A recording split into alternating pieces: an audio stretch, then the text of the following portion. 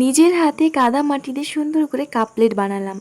Hello everyone, আসসালামু আলাইকুম। কেমন আছো? চলো তোমাদের সাথে শেয়ার করি।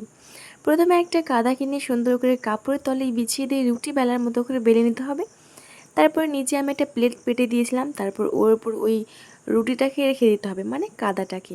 তারপর সুন্দর করে এরম করে বেলে নিতে হবে সমান করার জন্য, যেহেতু এটা পাতলা একটা প্লেট বানাবো তাই। তারপর চারি সাইড থেকে সুন্দর করে কেটে নিতে হবে। তারপরে এই দেখো একটা ভিজা কাপড় দিয়ে সুন্দর করে মুছে এটাকে ক্লিন করে নেব। তারপরে বানাবো কাপটাকে বানানোর সেম প্রসেস করব।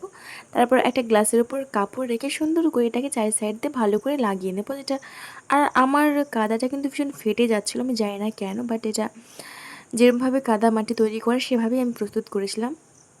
যাই হোক, তারপর দেখো চারিদিক দিয়ে সুন্দর করে মসৃণ করার পর এভাবে কেটে নেব। তারপর এখানে আবার গ্লাসে ঢুকিয়ে রেখে দেবো 3-4 ঘন্টা শুকোনোর জন্য। দেখো 3-4 ঘন্টার মধ্যে সুন্দর করে রসটা শুকিয়ে গেছে। আর এবার দেখো কত সুন্দর কাজ করা হবে।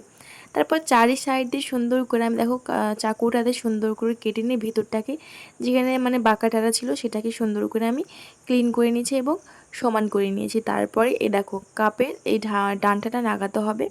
এই জন্য সুন্দর করে আমি এদিক ওদিক একটু একটু করে ফুটো করে নিয়ে সুন্দর করে এটাকে লাগিয়ে দিয়েছি। আর দেখো কত সুন্দর লাগছে, সত্যি সত্যি মনে হচ্ছে কাপ তৈরি করে ফেললাম।